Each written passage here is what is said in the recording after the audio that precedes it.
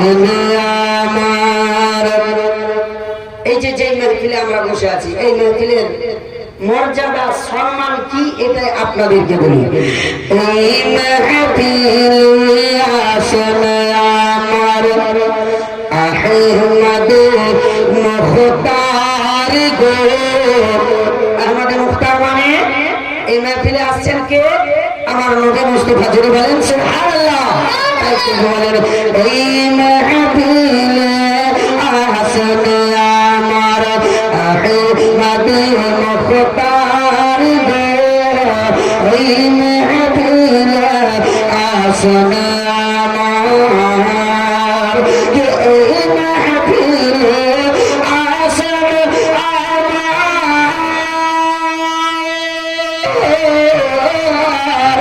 এই মেহফিলে আসেন আমার আহমদ মুখতার গো। রহমত বরকত নিয়ে আসে, রহমত বরকত নিয়ে আসে ফেরেশতা খোদার গো। রহমত বরকত নিয়ে আসে ফেরেশতা খোদার গো। এই মেহফিলে আসেন আমার। ঝিম রিম ঝিম রিম ঝিম রিম ঝিম রিম ঝিম রিম ঝিম জোর চাঁদাত খোদার রহমত মেহফিলে। রিম ঝিম জোর চাঁদাত খোদার রহমত মেহফিলে। আছেন তার নবীর দিওয়ানা, আছেন তার নবীর দিওয়ানা গোলামে সরকার গো। আছেন তার নবীর দিওয়ানা গোলামে সরকার গো। এই মেহফিলে আসেন আমার। এই মেহফিলটাকে বলা হয় জান্নাতি ফুলের বাগান। তাই জিয়াউল মুস্তাফা নিজের ছন্দের মাধ্যমে সুন্দরভাবে কয়েকটি ছন্দ লিখেছেন। জান্নাতের ফুলের বাগানে বসে যে জন মুসলমান, তিনি বলেন সুবহানাল্লাহ। জান্নাতি ফুলের বাগানে বসে যে জন মুসলমান, কে জান্নাতি ফুলের বাগানে, জান্নাতি ফুলের বাগানে বসবে যে জন মুসলমান।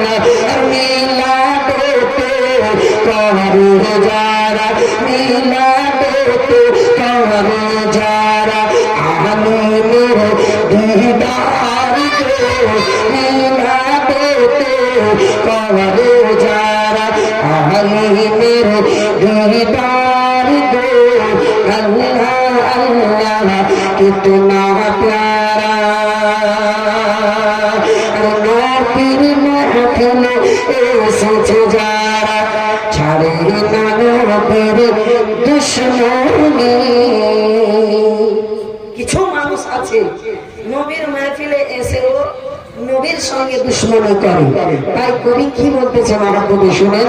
তো নবীর মেহফিলে এসে যারা, ছাড়ে না নবীর দুশমনী। নবীর মেহফিলে এসে যারা, ছাড়ে না নবীর দুশমনী। নবীর মেহফিলে এসে যারা, কে নবীর মেহফিলে এসে যারা, নবীর মেহফিলে এসে যারা, ছাড়ে না নবীর দুশমনী। নামাজ রোজা হজ যাকাত, নামাজ রোজা হজ যাকাত সব তাদের বেকার গো।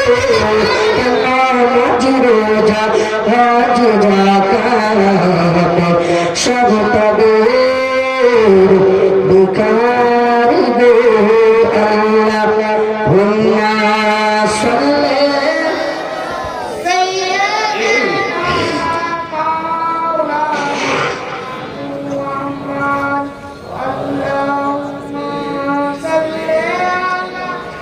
سيدنا مولانا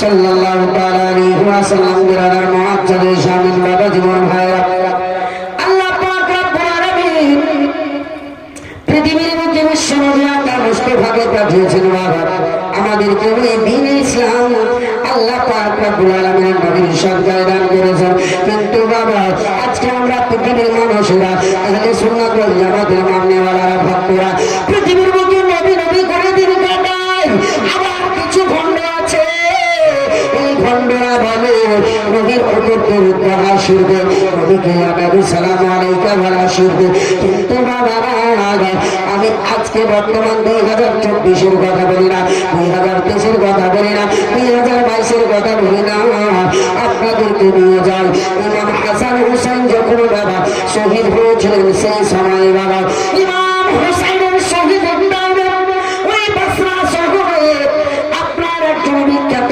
আল্লাহর ওলি ছিলেন বাবা নাম হলো হযরত হাসান বসরি রাহমাতুল্লাহ আলাইহি ওই হাসান বসরির দরবারে একজন মা জননী এসে ডাক দিয়ে বলেন ওগো হুজুর ওগো হাসান বসরি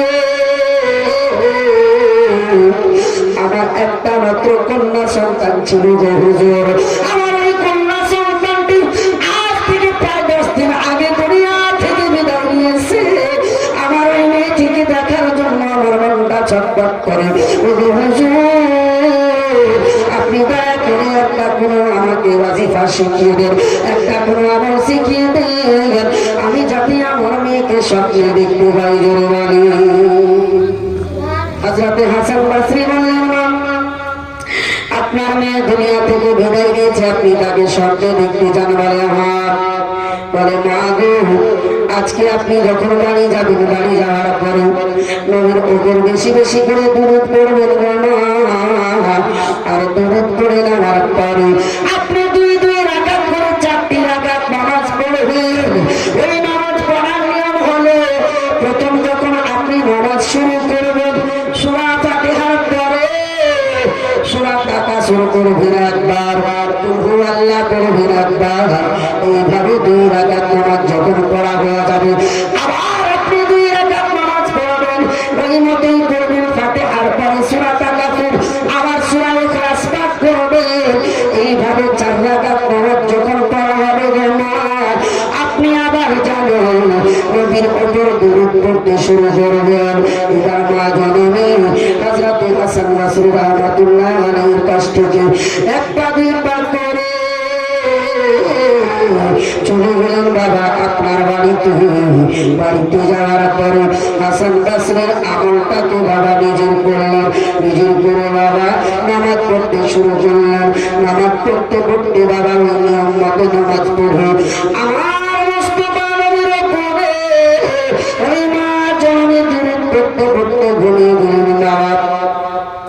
যেমন ঘুমিয়ে যাওয়ার সঙ্গে সঙ্গে আমার আল্লাহ স্বপ্ন যুগে তার একমাত্র মেয়ে সন্তানকে দেখাচ্ছে দেখতেছেন তার একমাত্র মেয়ে সন্তানের পায়ে হাতে আল্লাহর ফেরেশতারা ঝিঞ্জির বেঁধে রেখেছে জাহান্নামের কোড়া বেঁধে রেখেছে দাউ দাউ করে আগুন জ্বলতেছে আর ওই জাহান্নামের দিকে তার কন্যা সন্তানটাকে নিয়ে যাচ্ছে মা জননী দেখে সহ্য করতে না পেরে মা জননী কান্নায় পড়ে গেলেন কান্না করতে করতে মা জননী রাত্রিতে যায় এবার ফজরের নামাজের টাইম হলে আসসালাতু খায়রুম মিনান নাওমের ধ্বনি শুনতে পেয়ে মা জননী বিছানা থেকে উঠে সর্বপ্রথম নামাজ পড়লেন ফজরের নামাজ পড়ার পরে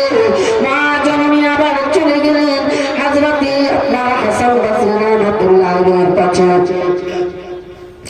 হাসান বসরি রাহমাতুল্লাহ আলাইহির কাছে গিয়ে ডাক দিয়ে বলেন হুজুর গো, আমি তো আমার মেয়েকে স্বপ্নে দেখলাম গো হুজুর, কিন্তু হুজুর আমার কসম করি গো, আমার মেয়েটিকে জাহান্নামের আযাবে দেখতে আমি নিজেকে সহ্য করতে পারিনি গো। আমার মেয়েটির পায়ে জাহান্নামের বেড়া বাঁধা আছে, জাহান্নামের ঝিঝির বাঁধা রয়েছে। ওগো হুজুর, আপনি দয়া করে একটা কিছু করেন। হাসান বসরি বললেন, আপনি দেখতে চেয়েছিলেন, আমি দেখার জন্য ওয়াজিফা শিখিয়ে দিয়েছি গো মা। এবার আপনি বাড়ি যান, 5 ওয়াক্তের নামাজ আদা করেন। আর 5 ওয়াক্তের নামাজ আদা করার সাথে সাথে আপনি যারা নবীর উপর বেশি বেশি করে দরুদ পাঠ করবেন। এই বলে মা জননীকে হাসান বসরির কাছে দিলে। এই দিকে 2-4 দিন পর আমার ইমাম হাসান বসরি রহমাতুল্লাহ আলাইহি আল্লাহর জান্নাত স্বপ্নে দেখতে পেয়েছেন। বাবা আমার আল্লাহর জান্নাত স্বপ্নে দেখতে পেয়ে হাসান বসরি রহমাতুল্লাহ আলাইহি দেখতেছেন জান্নাতের মধ্যে বিশাল বড় একটা বাগান। ওই বাগানের ভিতরে আপনার জন্য একটা সুন্দরী রমণী মহিলা একটা সুন্দর সিংহাসনে একাই বসে বসে ফল খাচ্ছে। হাসান বসরি স্বপ্নের মাধ্যমে দেখতেছেন জান্নাত, জান্নাতের একটা ঘর। সেই ঘরটা পার করে বিশাল একটা সুন্দর জান্নাতি বাগান, আর ওই বাগানের নিকটে একটা সুন্দর জান্নাতি কুরসি চেয়ার রাখা আছে, সিংহাসন রাখা আছে। আর সেই চেয়ারের উপরে সিংহাসনের উপরে একটা মেয়ে একাই বসে আছে। ওই বসে আছে কিন্তু মাথায় আল্লাহর জান্নাতি তাজ রয়েছে। জোরে বলেন সুবহানাল্লাহ। হাসান বসরি বললেন, এত বড় একটা বাগানে একজন মহিলা বসে, কারণটা কি আমি জিজ্ঞেস করি। এইরকম কোন আমল করেছে? এবার ইমাম হাসান বসরি রহমাতুল্লাহ আলাইহি একটা দিবা করে আপনার চলে গেলেন ওই আপনার মহিলা পীর কাছে। মহিলা পীর কাছে গিয়ে জিজ্ঞেস করেন, তোমার পরিচয়টা কি? তুমি কোন গ্রামের কার বেটি? বলেন, হুজুর গো, আমি হইলাম গ্রামের আব্দুস সালামের মেয়ে। আমি যখন ছোট ছিলাম আমার আব্বা ইন্তেকাল করেছিল, আমার মা আমাকে লালন পালন করে মানুষ করেছিল, কিন্তু মা দুনিয়া থেকে গেছে। আমি একমাত্র সন্তান দুনিয়া থেকে বিদায় নিয়ে এসেছি। বলে, মা রে, তোমার কথা অনুযায়ী মনে হচ্ছে তুমি ওই বুড়ির সন্তান, ওই বুড়ির বেটি, যেই বুড়ি আমার কাছে এসেছিল ওয়াজিফা শেখার জন্য, আমল শেখার জন্য, তোমাকে দেখার জন্য। বলে, মা, তোমার মা তো বলেছিল আমার বেটি জাহান্নামের আযাবে আছে, আমার বেটির হাতে পায়ে জাহান্নামের জিঞ্জির বেঁধে ফেরেশতারা টানতেছে। ও বেটি, বলে রে, তুমি কি সেই মহিলাই? বলে, হ্যাঁ হ্যাঁ, আমি সেই বুড়ির বেটি, যেই বুড়ি আপনার কাছে গেছিল। বলে, মা, তোমার মা তো তোমাকে জাহান্নামে দেখেছে, আমি হাসান বসরি জান্নাতে দেখতেছি, এটা কি করে হয়? বলে, হুজুর গো, আমার মা যেটা দেখেছে সেটাও সত্যি, আর আপনি যেটা দেখছেন এটাও সত্যি। জোরে বলে। বলছে, কারণ আমার মা যেটা দেখেছে সেটাও সত্যি, আপনি যেটা দেখছেন সেটাও সত্যি। বলে, এটা সম্ভব কি করে হয়? বলে, হুজুর তাহলে শোনেন, আমার মা যেই দিন আমাকে দেখেছিল সত্যিকারে আমি জাহান্নামী হয়েছিলাম, কবরে আযাব হচ্ছিল, কিন্তু হুজুর গো, আমি যেই কবরস্থানে দাফন হয়েছি, আমাকে যেই কবরস্থানে দাফন করা হয়েছে, ওই কবরস্থানে একদিন যেন সকালবেলা একটা আলিম বা আমার একটা আলিম একটা মৌলানা রাস্তা দিয়ে হেঁটে যাচ্ছিলেন, আর ওই রাস্তাটা পাশে দিয়ে আছে। যখন দেখতে পেলেন কবরস্থান, তিনি যেন বরদাস্ত করতে পারলেন না। হাতে তাসবিহ নিয়েছিলেন, দুরূদ শরীফ পাঠ করছিলেন। দুরূদ শরীফ পাঠ করতে করতে এই মাওলানা সম্পূর্ণ দুরূদ হলো। আমরা যতগুলো কবরবাসী কবরে শুয়ে আছি, সমস্ত কবরবাসীর জন্য এই দুরূদ শরীফটাকে বকশিশের দোয়া করে, দুরূদ শরীফ পড়ে দোয়া করে দিলেন। আমার আল্লাহর দয়া হয়ে গেল। আমার আল্লাহ নবীর মহব্বতে ওই আলিমের দুরূদ শরীফ পড়ার সাথে আজকে আমরা একজন নয়, দুইজন নয়, 70,000 কবরবাসীর ওই মাওলানা দুরূদ পড়ার সাথে আমরা জান্নাতি হয়ে গেছি। এই ঘটনাটা কখনকার? হাসান বসরি যখন ইমাম হুসাইন রাদিয়াল্লাহু তাআলা আনহুকে ইয়াজিদের দলেরা শহীদ করেছিলেন, তখনকার ঘটনা। তো তখন যদি ইমাম হাসান বসরি কবরের পাশে কিছু তেলাওয়াত করে, দুরূদ শরীফ পাঠ করে, যদি কবরবাসীদের জন্য মাগফিরাত ও বকশিশের দোয়া কামনা করে, তখন যদি জায়েজ হতে পারে, আজকাল কাঠমোল্লারা যদি বলে না যায়, তাহলে সেটা মানা যাবে? মানা যাবে গো? কোনো হালাতেই নয়। তো বেরাদার, বলার উদ্দেশ্য হলো দুরূদ এমন একটা মূল্যবান জিনিস।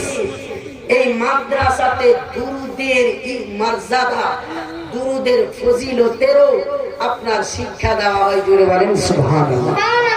আলিম উলামারা হাদিসের কিতাব পড়াচ্ছেন, ফিকহের কিতাব পড়াচ্ছেন, অবশ্যই এই মাদ্রাসা থেকে আপনার দুরূদের ফজিলতটাও উলামায়ে কেরাম তালিবে ইলমদেরকে শেখাচ্ছেন।